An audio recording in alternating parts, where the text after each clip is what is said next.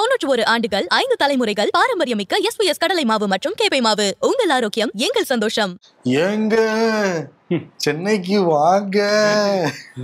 ஒரு தீவு மாதிரி மாறப்போகுதுங்கிற மாதிரி மழை பெஞ்சுக்கிட்டு இருக்குல்ல. ஆமா, எல்லாரும் தங்களுடைய அந்த போட் எல்லாத்தையும் எடுத்து வைக்க வேண்டிய வேலை வந்துருச்சுன்னு நினைக்கிறேன். தொடர்ச்சியா ஒரு வாரம் நைட்டு ஃபுல்லா பெஞ்சிட்டு இருந்துச்சு. நீ வந்து பகல்லே காட்டுன்னு காட்டிக்கிட்டு இருக்குல்ல. ஆமா, பயங்கரமான ஒரு மழை இப்ப பேஞ்சுக்கிட்டு இருக்கு. நாங்க பேசிட்டு இருக்கும் போதே, வரும்போது வண்டியில வந்தோம், போகும்போது போட்ல தான் போகணுமோ வாய்ப்பு இருக்கு ராஜா. ஓகே, ஷோக்குள்ள போயிடலாம். Welcome to the imperfect show. நான் உங்கள் நண்பன் சிபி சக்கரவர்த்தி. நான் உங்கள் வருண். ஓகே, ஷோக்குள்ள போயிடலாம். Welcome to the imperfect show. காவலர்களுடைய அட்ராசிட்டியை தொடர்ந்து நம்ம பார்த்துட்டு தான் இருக்கோம். அது அந்தாச்சு இந்தாச்சின்னு கிடையாது. காவலர்களுடைய மனப்போக்கே அப்படிதான் இருக்குங்கிறத தொடர்ச்சியா பல சம்பவங்கள் நமக்கு உணர்த்தி இருக்கு. விசாரணை கைதியை கூட்டிட்டு போய் அடிக்கிறது, பொதுமக்களே கூட்டிட்டு போய் வந்து விசாரணைகளை பேர் வந்து அடிச்சு துன்புறுத்துறது, குடும்பப்படுத்துறதெல்லாம் பார்த்து அந்த வீடியோ காட்சிகள்லாம் வெளியே நம்மளை உலுக்கி எடுத்திருக்கு. இப்போ ஒரு ஆடியோ வெளியாயிருக்கு. என்ன ஆடியோ அப்படின்னா, வரதட்சணை கேட்டு பொண்டாட்டியை கொடுமை பண்ணி அதை தன்னோட தங்கச்சி கிட்ட பகிர்ந்துகிட்ட ஆடியோ வெளியாகி, என்னடா உங்களுக்கு எல்லாம் மனசாட்சி இருக்கா இல்லையா, ஒரு மனுஷ மிருகங்களா நீங்க மாறிட்டீங்கன்னு தான் வந்து கேட்க தோணுது. எங்க நடந்திருக்கு அப்படின்னா, மதுரை அப்பன் திருப்பதி காவல் நிலையத்துல தலைமை காவலரா பணியாற்றவர் பூபாலன், இவருடைய மனைவி சக்தி பிரியா, தேனியை சேர்ந்தவங்க. 2017ஆம் ஆண்டு கல்யாணம் நடந்திருக்கு. கல்யாணம் நடக்கிறப்பவே 60 பவுன் வெள்ளி சாமான்கள், வீட்டு உபயோக பொருட்கள், இவருக்கு புல்லட் வேற வாங்கி கொடுத்துட்டாங்க. இப்ப 7 வருஷம் வந்து தொடர்ச்சியா டார்ச்சர் கொடுத்துட்டே இருந்தவரு இப்ப வீடு கட்டுறாங்களாம் பூபாலன் ஃபேமிலியில. சரி, திருப்பி வரதட்சணை கேட்டு அடிச்சு துன்புறுத்தி அதை வேற தன்னோட தங்கச்சி கிட்ட பகிர்ந்துக்கிறாரு அவர் பூபாலன். முகத்தை ஃபுல்லா நான் வந்து கீறிட்டேன், கால் அவரால் எழுந்திருக்கவே முடியல, தண்ணியோட முழுங்க முடியல, அவரால் தொண்டைக்குள்ள தண்ணியோட இறங்க முடியாதுன்னு அடிச்சுட்டேன், அடின்னு அடிச்சு எனக்கே உடம்பு முடியலன்னா பாத்துவேன்னு சொல்லிட்டு கொஞ்சம் கூட குற்றவச்சே இல்லாம மனசாட்சியே இல்லாம தன்னோட தங்கச்சி கிட்ட, அனிதா கிட்ட பகிர்ந்துக்கிறார். தங்கச்சி பேரு. அந்த மாமே இதை குழந்தைங்க கதை சொல்றப்ப சுவாரஸ்யமா கேட்கணும். அந்த மாதிரி சிரிச்சு சிரிச்சு கேக்குது அந்த அம்மா. அப்ப இதெல்லாம் என்ன மனிதனே இல்லங்கிற மாதிரி தான் இருக்கு இவங்க எல்லாம் பார்க்கும்போது. அதே சமயத்துல சக்தி பிரியா குடும்பத்தினர் காவல் நிலையத்துல போய் கம்ப்ளைண்ட் கொடுத்தாங்க. கம்ப்ளைண்ட் கொடுத்தப்ப எங்க குடும்பமே போலீஸ் குடும்பம் ஒன்றும் பண்ண முடியாத நேரம் அவங்கள மிரட்டிருக்காங்களாம். இப்ப வழக்கு பதிவு பண்ணி இப்ப பூபாலனை கைது பண்ணிருக்காங்க. அவருடைய அப்பா யாருன்னா செந்தில்குமரன், விருதுநகர் சாத்தூர் அந்த இடத்துல வந்து இன்ஸ்பெக்டரா பணியாற்றி இருக்காரு. அவரு குடும்பமா சேர்ந்து சக்தி பிரியா குடைச்சல் கொடுத்துருக்காங்க.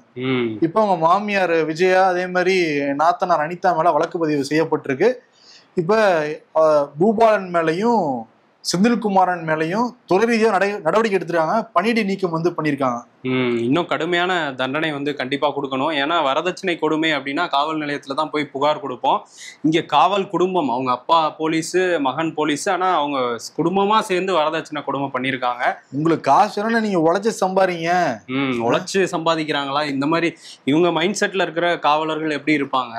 குடும்பத்திலே இப்படி ஒரு விஷயம் பண்றாங்கன்னா பொதுமக்கள்கிட்ட காசு கேட்டு மிரட்டின ஒரு கும்பலா தான் இது இருக்கும். கண்டிப்பா அதையுமே விசாரிக்கணும். இந்த போலீஸ் பத்தி பேசும்போது நம்ம ஏற்கனவே சுந்தரேசன் மதுவிலக்கு பிரிவு டிஎஸ்பி வாகனம் இல்லாம அவர் நடந்து போன காட்சிகள்லாம் பார்த்தோம்.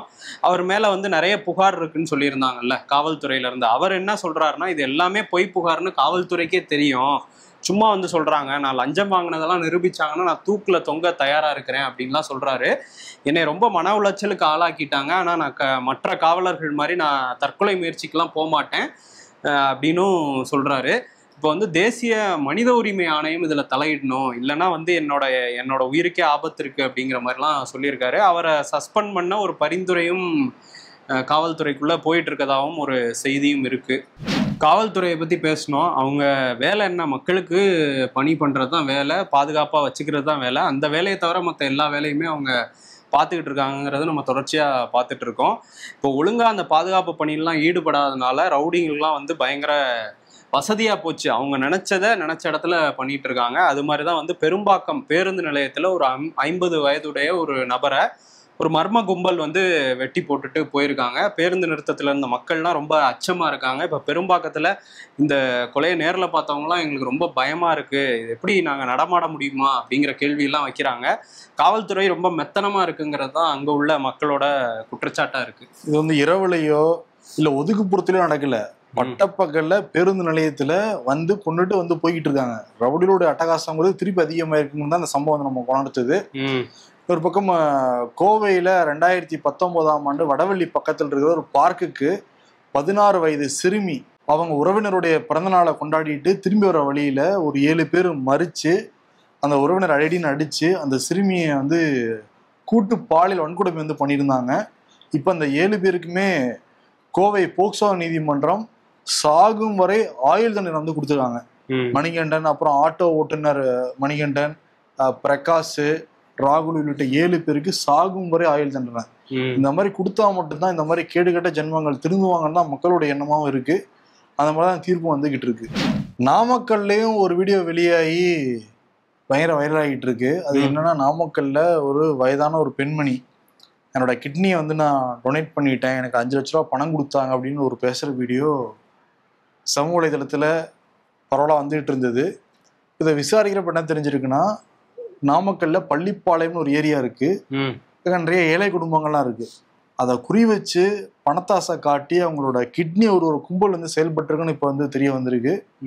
அவங்கள திருச்சி கூப்பிட்டு போய் திருச்சியில் இருக்கிற தனியார் மருத்துவமனையில சர்டிபிகேட்லாம் ஃபோர்ஜரியா கொடுத்து அவங்க குடும்ப உறுப்பினர் தான் சொல்லி கிட்னியை வந்து தானம் பண்ணதா சொல்றாங்க. ஆனா அந்த மருத்துவமனைக்கு தெரியாம நடந்திருக்குமா அப்படிங்கிறது நமக்கு தெரியல. இப்ப நாமக்கல் கலெக்டர் துர்கா அவங்க வந்து உத்தரவு வந்து போட்டுருவாங்க விசாரிக்க சொல்லி. இந்த கிட்னி புரோக்கர் ஒருத்தர் இருக்கார் அந்த ஏரியால, ஆனந்தன், அவரோட வீட்டுக்கு ரைட்லாம் போயிருக்காங்க. பட் அவர் எஸ்கேப் ஆகி போயிருக்கிறான். திருப்பூரை சேர்ந்தவர்னு வந்து சொல்றாங்க.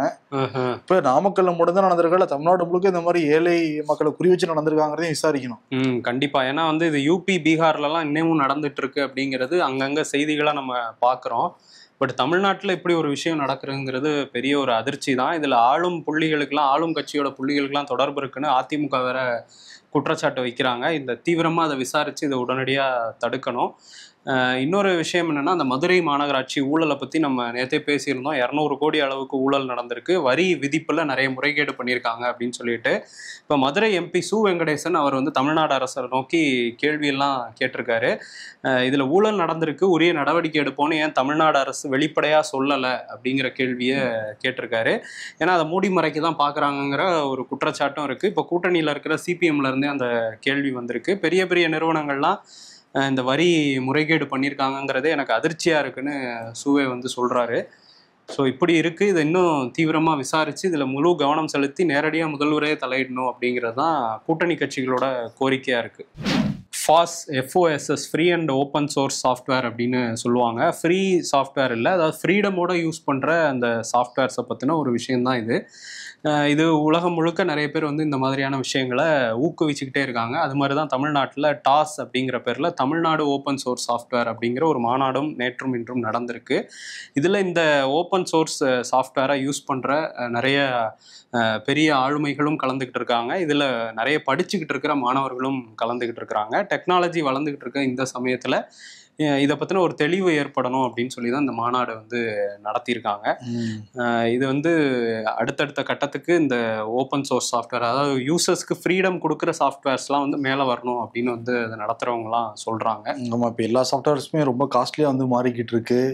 தினம் தினம் வந்து ஏதோ புதுசு புதுசாக வந்து சொல்லிக்கிட்டு இருக்காங்க. பல பேர் இதனால வேலை போயிருக்குலாம் சொல்லிக்கிட்டு இருக்காங்க. நம்ம அப்டேட் ஆகிக்கிறது ரொம்ப ரொம்ப முக்கியம் இந்த காலகட்டத்தில்.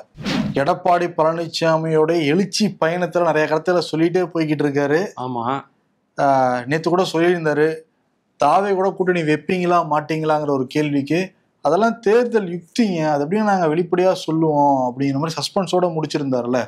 அதுக்கு டிவிக்கு அந்த சஸ்பென்ஸ் வந்து உடச்சு விட்டாங்க. அவங்க என்ன சொல்றாங்கன்னா, பிஜேபி எங்களுக்கு நிரந்தர எதிரி, அவங்க கூட இருக்க யாரையுமே நாங்க சேர்த்துக்க மாட்டோம் அப்படின்னு சொல்லியிருக்காரு. டிவிகே உடைய கொள்கை பரப்பு செயலாளர் ராஜ்மோகன். அவர் தான் சொல்லியிருக்காரு. ஆமா, அதுவும் சொல்றாரு, தமிழ்நாட்டுல ஒரு முக்கியமான சக்தியா இருக்கு, முதன்மை சக்தியா இருக்கு தாவேகா. தமிழ்நாட்டிலயா பனையூர்லயா? தாவேகா தமிழ்நாட்டுல.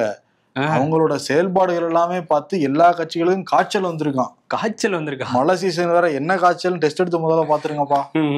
சரி, அவர் பங்குக்கு நம்ம ஒண்ணு சொல்லுவோம்னு ஏதோ சொல்லிட்டு இருக்காரு எடப்பாடி. அது மட்டுமா சொல்றாரு, கம்யூனிஸ்டுகளையும் விசிகாவையும் போற இடத்துலலாம் ஏதாவது சொல்லிக்கிட்டே இருக்காரு. அதான் இப்ப என்ன சொன்னாரு, கோயம்புத்தூர்ல கம்யூனிஸ்ட் எங்கே இருக்காங்கன்னு கேட்டாரு. அடுத்து சிதம்பரந்தூர் என்ன சொன்னாரு, கண்டுபிடிச்சிட்டாரு, இருக்காங்க கண்டுபிடிச்சு ரத்தன கம்பள வரவேற்பெல்லாம் கொடுக்குறேன் அப்படின்னாருல. அவங்க வந்து ரத்த கம்பள வரவேற்புன்னு கலாய்ச்சி விட்டதுனால திருப்பி டென்ஷன் ஆயிட்டாரு அவரு. என்ன சொல்றாரு அப்படின்னா, அடிமையா மாறிட்டாங்க இடதுசாரிகள், மக்களோட நின்று போராடணும். ஆனா வந்து இந்த 4 ஆண்டாட்சியில அவ்வளவு தூரம் வந்து மக்களை கெடுதி பண்ணிடுறாங்க, அவங்க கூட வந்து ஒத்துதுறாங்க, அடிமை சாசனம் எழுதி கொடுத்துட்டாங்களான்லாம் கேள்வியெல்லாம் கேட்டிருக்காரு. ஓகே, இதுக்கு வந்து சண்முகமும் முத்தரசனும் என்ன பதில் சொல்றாங்கன்னு வெயிட் பண்ணி பார்ப்போம். இன்னைக்கு வந்து வேளாங்கண்ணிக்கு போய் அங்க கேண்டில் எல்லாம் பத்த வச்சு பிரார்த்தனை எல்லாம் பண்ணாரு. ஒரு பயங்கரமா சுற்றுப்பயணம் தான் போய்கிட்டு இருக்காரு அவரு. ஆமா, அவர் ரொம்ப ஹாப்பியா இருக்காராம். சில இடம்லாம் பயங்கர கூட்டம் பார்த்தோன்னே நம்ம தான் அடுத்த முதல்வருங்கிறதுல கான்பிடென்ட்டோட. சில இடங்கள்ல கூட்டம் வருது, சில இடங்கள்ல கூட்டம் வர மாட்டேங்குது. ஆமா, இதுல இன்னொரு விஷயம் என்னன்னா, இந்த திமுக வந்து இப்ப நாளான்னைக்கு திங்கட்கிழமை அன்னைக்கு நாடாளுமன்றம் கூடுது. அதனால நாடாளுமன்ற உறுப்பினர்களை கூப்பிட்டு அறிவாலயத்துல மீட்டிங் போட்டிருந்தாரு நேற்று இரவு முதலமைச்சர். அதில் வந்து நிறைய விஷயங்களை சொல்லியிருக்காராமா. இந்த மாதிரி நம்ம முக்கியமாக கீழடி விவகாரத்தை நம்ம எழுப்பியே ஆகணும், அது போக இந்த ஆப்ரேஷன் சிந்தூர் இருக்குது, இந்த மாதிரியான விஷயங்கள், ரயில் கட்டண உயர்வு, இதெல்லாம் பற்றியும் நம்ம பேசணும் அப்படிங்கிறத சொல்லியிருக்காராம். இப்போ எல்லா எம்பிக்களும் டெல்லி கிளம்பி போய் அங்கே பேச போகிறாங்க. அதுக்கு முன்னாடி இன்னைக்கு மாலை 7 மணி அளவில் ஒரு இந்தியா கூட்டணியோட ஒரு கூட்டம், ஆன்லைன் கூட்டம் நடக்க போகுதுங்கிறத காங்கிரஸ் அறிவிச்சிருக்கிறாங்க. இதில் ஸ்டாலினும் கலந்துக்குவாருன்னு காங்கிரஸ் தரப்புல சொல்றாங்க, மம்தாவும் கலந்துக்குவாங்கன்னு சொல்றாங்க. பட் ஆம் ஆத்மி மட்டும் கூட்டணியில இல்லாதனால அரவிந்த் கெஜ்ரிவால் கலந்துக்க மாட்டாரு அப்படிங்கிற தகவலும் இருக்கு. பீகார்ல தனிச்சுதானே நிக்க போறாங்க, அதிகாரப்பூர்வமாக அறிவிச்சிருக்காங்க. ஆமா, என்னன்னா திங்கக்கிழமை களக்கட்ட போகுது. இப்ப நேத்து ட்ரம்ப் வேற 10 குறைக்கு 24வது முறையாக இந்தியா பாகிஸ்தான் போற நிப்பாட்டினது நான் தான் பேசியிருக்காரு அவரு. அதுவும் வர்த்தகத்தை வச்சுதான், ட்ரேட் டீலை வச்சுதான் நிறுத்தணுங்கிற மாதிரி சொல்லியிருக்காரு. காங்கிரஸ் உடைய மூத்த தலைவர் ஜெயராம் ரமேஷ் 24 முறை சொல்லியிருக்காரு. இது வரைக்கும் இந்திய அரசாங்கத்திலிருந்து ஒரு தெளிவான பதில் வரவே இல்லை. நாடாளுமன்றத்துல சிறப்பு வாதத்தை கூட்டணும்னு சொல்லிட்டு நாங்க வந்து கோரிக்கை வைக்க போறோம், இல்லாட்டி ஸ்தம்பிக்க வைக்க போறோங்கிற மாதிரி பேசிட்டு இருக்காங்க. ஆமா, அப்ப களகட்ட போது அடுத்த 1 மாசத்துக்கு நாடாளுமன்றம். முதலமைச்சர் மு.க. ஸ்டாலினோட அண்ணன், கலைஞரோட மூத்த மகன் மு.க. முத்து, அவர் வந்து இன்னைக்கு உடல்நலக்குறைவு காலமாயிருக்காரு. அவருக்கு வயது 77 அப்படின்னு சொல்றாங்க. இன்னைக்கு சில அரசு நிகழ்ச்சிகள்லாம் கூட இருந்தது முதல்வருக்கு, அதெல்லாம் ரத்து பண்ணிட்டு அங்க போயிட்டார். இந்த செய்தி தெரிஞ்சோடனே அவருக்கு நிறைய அரசியல் தலைவர்கள் வந்து அஞ்சலி செலுத்திக்கிட்டே இருக்காங்க. இவர் நாடக மேடையில தொடங்கி திரையிலையுமே வந்து நடிகரெல்லாம் சில படங்கள்லாம் வந்து நடிச்சாரு. இப்போ ஒரு திமுக காரங்களை இது ஒரு பெரிய கலக்கத்துக்கு உள்ளாக்கி இருக்கு. ஆமா, பிள்ளையோ பிள்ளை, பூக்காரி போன்ற நிறைய படங்கள் நடிச்சிருக்கதா சொல்றாங்க. அந்த காலகட்டத்தில் எம்ஜிஆருக்கு போட்டியா வருவாரெல்லாம் வந்து நினைச்சாங்களாம். அதே மாதிரி திராவிட சித்தாந்தங்கள்ல நாடக மேடைகள்லாம் வந்து நடிச்சு காட்டினதாகவும் சொல்றாங்க. கலைஞருக்கும் பத்மாவதிக்கும் பிறந்தவர் தான் மு.க. முத்து. 1948ஆம் ஆண்டு வந்து பிறந்தார். உடல்நல குறைவு காரணமாக இறந்து போயிருக்காரு. ஸ்டாலினோட அறிக்கையில அம்மா அப்பாவுக்கு பிறகு எனக்கு எல்லாமே வழிகாட்டினது எங்கள் அண்ணன் தான், என் மேலே ரொம்ப பாசத்தை பொழிவார், இப்போ இழந்து நான் தவிக்கிறேங்கிற மாதிரி சொல்லியிருக்காரு. அவருமே இங்கே எதிர்கட்சி தலைவர் எடப்பாடி பழனிசாமி தொடங்கி செல்வ பெருந்தகை எல்லாருமே அஞ்சலி வந்து செலுத்திருக்காங்க, அறிக்கை வந்து கொடுத்துருக்காங்க. நம்ம இங்கே ஓபிஎஸ் தனி கட்சி ஆரம்பிக்கிறாரா இல்லை சசி தரூர் தனி கட்சி ஆரம்பிக்கிறாரான்னு பேசிக்கிட்டு இருந்தால் மோடியே தனி கட்சி ஆரம்பிச்சிருவாருங்கிற ரேஞ்சுக்கு ஒருத்தர் வந்து பேசிக்கிட்டு இருக்காரு. யார் அப்படின்னா பாஜக எம்பி நிஷிகாந்த் தூபே. அவர் என்ன சொல்றாருன்னா, பாஜகவுக்கு மோடி தேவை, ஆனா மோடிக்கு பிஜேபிலாம் தேவையில்லை, அவர் எங்க இருந்தாலும் அவர் தான் தலைவருங்கிற மாதிரி அவர் பேசியிருக்காரு. இந்த விவாதம் சொல்லி அனுப்புறதுதான். ஆமா, ஆனா அவரே பேசுற மாதிரி ரொம்ப ஃபீல் பண்ணி கூவியிருக்காரு. என்ன மேட்டர் அப்படின்னா, RSS தலைவர் மோகன் பகவத் சில நாட்களுக்கு முன்னாடி தான் 75, அவர் ஆரம்பத்துல சொல்லிட்டு இருக்காது, இப்ப திரும்பியும் சொல்லியிருந்தாரு, அதனால விவாதமாச்சு. 75 வயசுக்கு மேல அரசியல்ல இருக்கக்கூடாது தலைவர்கள் அப்படின்லாம் சொல்லியிருந்தாங்க. அவருக்குமே இப்ப அடுத்த ஆண்டு வந்து 75 வயசு ஆகுது. மோகன் பகவத்துக்கும் மோடிக்கும் ஆக போகுது அப்படிங்கிறது இது பெரிய விவாதமா மாற நிஷிகாந்த் தூபே ஏஎன்ஐக்கு ஒரு பேட்டி கொடுத்துருக்காரு. அதுல என்ன சொல்றாருன்னா, இன்னும் 15-20 வருஷத்துக்கு கண்டிப்பா ஒரு பாஜகவுக்கு ஒரு முகம்னா அது மோடி மட்டும்தான், அவர் இல்லைன்னா ஒரு 150 சீட்டு தான் நம்ம ஜெயிப்போம், அதுவே கஷ்டம் தான் 150 சீட்டு மோடி இல்லைன்னா, அதனால கட்சிக்கு அவர் கண்டிப்பா தேவை, அவருக்கு வந்து கட்சிலாம் தேவையில்லை, அவர் தனியாவே கெத்துதாங்கிற மாதிரி அவர் வந்து பேசியிருக்காரு. யோகி ஆதித்யநாத்துக்கு இப்போதைக்கு டெல்லியில வேலை கிடையாது அப்படிங்கிறதையும் அந்த பேட்டியில வந்து சொல்றாரு. ஓகே, ஸோ இது பெரிய ஒரு விவாதமா மாறி இருக்கு. பாஜகவே எதிர்க்கிறாரா மோடி அப்படின்லாம் பேச ஆரம்பிச்சுட்டாங்க சில பேர். RSS எதிர்க்கிறாங்க, அது வெளிப்படையா தெரியுது. ஆனா மோடி வந்து கடந்த 25 ஆண்டுகள்ல தோல்வியை சந்திக்காத ஒரு நபரா இருக்காரு. அவர் சிஎம்ல ஆரம்பிச்சு இங்க பிஎம்ல வந்து இல்ல நிர்வாக தோல்வி அது வேற, அது வேற டிபார்ட்மெண்ட். அதிகாரத்தில் இருக்காருன்னு நம்ம வந்து சொல்றோம். அதிகாரத்துல இருந்துகிட்டே இருந்து அதிகாரத்துல இல்லாம போனா மனநிலை எப்படி இருக்கு நம்மளால யோசிக்கவே முடியல. ஆமா, ஆனா அவர் ஒரு அது அவர் ஒரு பரமாத்மா, அந்த ரேஞ்சுக்கு தியானம் எல்லாம் பண்ணக்கூடியவர். அப்படியே கூட பரமாத்மாட்ட பேசி கூட ஒதுங்கலாம். பட் பரமாத்மா சொன்னா அவர் செய்வார். பரமாத்மா சொல்லாட்டி செய்ய மாட்டார், அவ்வளவுதான். அது மோகன் பகவத் சொல்றதெல்லாம் அவர் வந்து கேட்க மாட்டாரு. ஸோ பரமாத்மா சொன்னா என்ன நடக்குதுன்னு நம்ம பார்க்கலாம். இன்னொரு பக்கம் மோடி பேசுறப்ப குஜராத்ல இருந்து ரஷ்யாவுடைய ஒரு ஆயில் கம்பெனி இருக்கு, ரோஸ்நட் அப்படின்ட்டு. ஓகே. இப்ப அந்த ஆயில் நிறுவனத்துக்கு ஐரோப்பிய யூனியன் பொருளாதார தடை வந்து விதிச்சிருக்காங்க. அது இந்தியாவுக்கும் கொஞ்சம் பாதிப்புன்னு தான் சொல்றாங்க. இப்ப அங்க தயாரிக்கப்படுற ஒரு பெட்ரோல், டீசல், இந்த எண்ணெய் பொருட்கள் எல்லாமே அதிக வரி இருக்குங்கிறதையும் குறிப்பிடுறாங்க. பார்ப்போம் இந்தியா, சைனா, பிரேசில் என்ன நிலைப்பாடு எடுக்க போறாங்க அப்படின்னு. ஆமா, பார்க்கலாம். அதுக்கு இடையில வந்து இங்க இந்துத்துவ அமைப்பெல்லாம் ஒரு பெரிய போராட்டத்தை வேற எடுத்துக்கிட்டு இருக்காங்க நார்த்ல. ஆமா, ஊபியில காசியாபாத்ல நேற்று நடந்திருக்கு. எப்படி நீங்க வந்து மாட்டு இறைச்சி வைக்கலாம்னு சொல்லிட்டு KFC நுழைஞ்சிட்டாங்க. அது கென்டக்கி ஃப்ரைட் சிக்கன் தானே, அது சிக்கன் தானே விற்பாங்க. எந்த அசைவ பொருளும் விற்க கூடாதான். பிரச்சனை பண்ணி அந்த கடையை மூட வச்சு, எங்க பிஜேபி கிடைத்த வெற்றி இந்து ராஷ்டிரத்துக்கு கிடைத்த வெற்றி அப்படின்னு வந்து சவுண்ட் விடுறாங்க.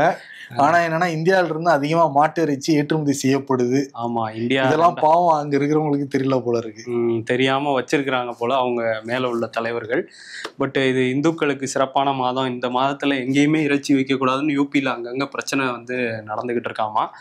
சரி, இன்னொரு பக்கம் வந்து கேரளா கவர்மெண்ட் வந்து என்ன பண்ணியிருக்காங்கன்னா, ரொம்ப நோய்வாய்ப்பட்டு இருக்க நாய்கள், அதுக்கப்புறம் வந்து ரொம்ப கால் கையெல்லாம் வந்து அடிபட்டு இருக்க நாய்கள், இந்த மாதிரியான நாய்களை கருணை கொலை பண்ணுறதுக்கான ஒரு அனுமதி வந்து கொடுத்துருக்குறாங்க. ஸோ இது லோக்கல் பாடிஸ் வந்து நீங்கள் அந்தந்த ஏரியாவில் உள்ள நாய்களை கருணை கொலை பண்ணலாம் அப்படின்னு சொன்ன அந்த விஷயம் பெரிய ஒரு விவாதமாக மாறி, அதுக்கு ஒரு பக்கம் எதிர்ப்பும் இருக்குது, ஒரு பக்கம் ஆதரவும் இருக்குது. ஏன்னா அந்த நாய் தொல்லையால் ரேபிஸ் நோய் இந்த மாதிரியான விஷயங்கள் நிறைய உயிரிழப்புகளும் ஒரு பக்கம் அதிகரிக்கிறதுனால அவங்கெல்லாம் ஆதரிக்கிறாங்க. அதே நேரத்தில் ஒரு உயிரை கொள்ளலாமான்னு இந்த பக்கமும் ஒரு எதிர்ப்புமே இருக்குது. கருணை கொலை அப்படிங்கிற சரி வராதுன்னு சொல்றவங்களும் இருக்கிறாங்க. அதாவது கருணை கொலை தான் சொல்றாங்க. அப்ப வாரம் ஞாயிற்றுக்கிழமை ஆச்சுன்னா ஆடு, கோழி நல்லா இருக்கிறத கூட தான் வெட்டி இது பண்றாங்க. ஒரு பயங்கர முரணால எனக்கு தெரியுது. டெல்லியில நீதிபதி யஷ்வந்த் வர்மா வீட்டுல கட்டுக்கட்டா பணம் எடுத்தாங்க. அவரை பதவி நீக்கம் பண்ணும் அப்படிங்கிற கோரிக்கையெல்லாம் இருக்கு. இப்ப வரப்போற பாராளுமன்ற கூட்டத்தொடர்ல இதுக்கான அவரை பதவி நீக்கம் பண்றதுக்கான ஒரு தீர்மானத்தை கொண்டு வரவும் மத்திய அரசு வந்து தயாராகிட்டு இருக்காங்க. இதுக்கிடையில் அவருக்கு இன்ஹவுஸ் கமிட்டி ஒன்று போட்டு இதில் ரிப்போர்ட் கொடுக்கணும் அப்படின்லாம் சொல்லியிருந்தாங்க. விசாரணை நடத்த சொல்லி உச்சநீதிமன்றமே சொல்லியிருந்தாங்க. அந்த கமிட்டி ரிப்போர்ட்டில் இவர் தப்பு பண்ணியிருக்காருங்கிற மாதிரி இப்போ வந்துருச்சு. இப்போ இதை எதிர்த்து உச்சநீதிமன்றத்திலே அவர் வழக்கும் போட்டிருக்காரு. நான் நிரபராதி தான், எனக்கு வந்து நீதி வேணும் அப்படின்னு சொல்லி கேட்டு அவர் வழக்கு போட்டிருக்காரு. ஸோ வெயிட் பண்ணி பார்க்கணும் அவருக்கு என்ன நடக்குது, அவரை பதவி விட்டு தூக்குறாங்களா என்னங்கிறதெல்லாம். ஏன்னா இதுல இவரை பதவி நீக்கணும்னு சொல்லிட்டு காங்கிரஸ், ஆம் ஆத்மி எல்லாருமே ஒரே கருத்தோட தான் இருக்காங்க. பாஜக சொல்றதே தான் எதிர்கட்சிகளும் சொல்றாங்க. பட் நீக்கிடுவாங்கன்னு தான் தெரியுது. ஏன்னா உச்சநீதிமன்றம் அமைச்ச கமிட்டிலையுமே தான் வந்து ரிப்போர்ட்டா வந்திருக்கு. பார்ப்போம். இன்னொரு பக்கம் அப்படியே பக்கத்துல போனோம்னா பாகிஸ்தான், அங்க வரலாறு காணாத அளவுக்கு மழை வந்து பெஞ்சுக்கிட்டு இருக்கான். ஜூன் மாசத்துல இருந்து பெஞ்சிட்டு இருக்குங்கிறாங்க. கழுத்தளவு தண்ணியில ஒரு ரிப்போர்ட்டர் வந்து பேசிக்கிட்டு இருக்காரு. அப்படியே பேச அப்படியே ஆத்தோட அடிச்சுட்டு வந்து போயிட்டாரு.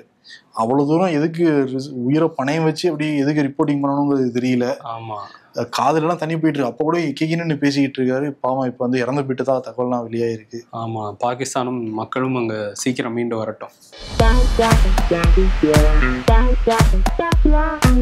தேவைப்படுவோருக்கு நீ ஒரு ஏணி, தேவை முடிந்ததும் நீ ஒரு தேவையில்லாத ஆணி, பல பேர் உன் மூஞ்சியிலே பூசிடுவார்கள் சாணி, இதை நன்கு அறிந்தால் நீதான் ஞானி அப்படின்னு போட்டிருக்காங்க.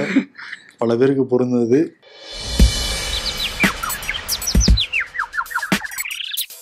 ரெண்டாயிரத்தி 26 அதிமுக ஆளும் கட்சியாகவும் பாஜக எதிர்கட்சியாகவும் அமரும் ராஜேந்திர பாலாஜி. ஆட்சியில் பங்குன்றது பொய்யா கோபால்? தொடர்ந்து ரீல்ஸ் பார்த்துட்டே இருந்தால் முதலில் நேரம் போறதே தெரியாது, அப்புறம் நம்ம வீணா போறதும் தெரியவே தெரியாது. அது என்னமோ உண்மைதான். அரசியல்ல இதெல்லாம் சாதாரணமாப்பா. இன்னைக்கு பிரதமர் மோடிக்கு விருது கொடுத்துடலாம். பாஜகவை சேர்ந்த ஒரு நபர் வந்து பிரதமர் மோடி தாங்க, மோடி இல்லாட்டி 180 தொகுதியில ஜெயிக்க முடியாது அப்படின்லாம் சொல்றாரு. தேர்தல் ஆணையத்தை மறந்துட்டாரு அவர். ஆமா, ஏன்னா தேர்தல் ஆணையம் எலெக்ஷன் நடத்தினா மட்டும் தானே எத்தனை தொகுதியில யார் ஜெயிக்க முடியுங்கிறது தெரியும். தேர்தல் ஆணையம் தான் எலெக்ஷன் நடத்துறாங்களா? இல்ல, தேர்தல் ஆணையம் தானே நடத்துறாங்க. ஏதோ ஒண்ணு கன்ஃபியூஸ் ஆயிட்டேன் போல. கன்ஃபியூஸ் ஆயிட்டு. ஆமா, அதனால பிரதமர் மோடிக்கு இவ்வளவு அன்பு தொல்லையா இருக்குல்ல.